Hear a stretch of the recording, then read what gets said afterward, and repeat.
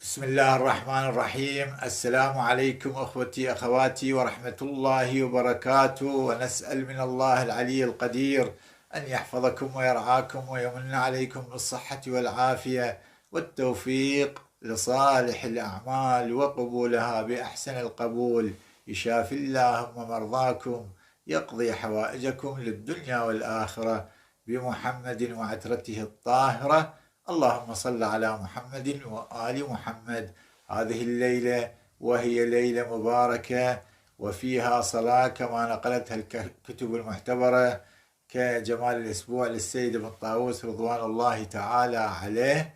هذه الصلاة مؤكدة الاستحباب، وقتها في أي وقت ما شئت من هذه الليلة، بداية الليل، نهاية الليل، نص الليل، تصلي هذه الصلاة وتحصل على هذا الأجر العظيم المبارك.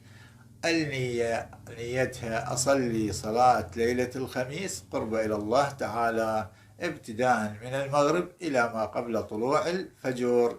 الصلاة أخوتي أخواتي أحبتي في الله 4 ركعات، كل ركعتين بتشهد وتسليم، وفي كل ركعة تقرأ فاتحة الكتاب 7 مرات.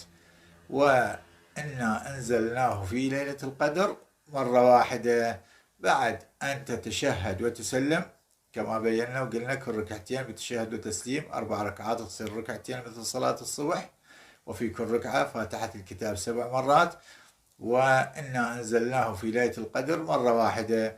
بعد التشهد والتسليم تصلي على النبي وآله 100 مرة، اللهم صل على محمد وآل محمد، وتصلي على جبرائيل عليه السلام 100 مرة.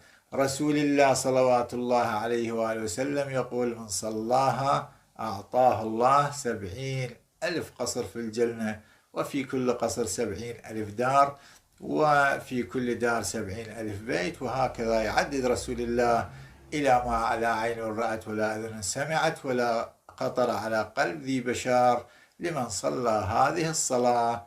اللهم صل على محمد وآل محمد.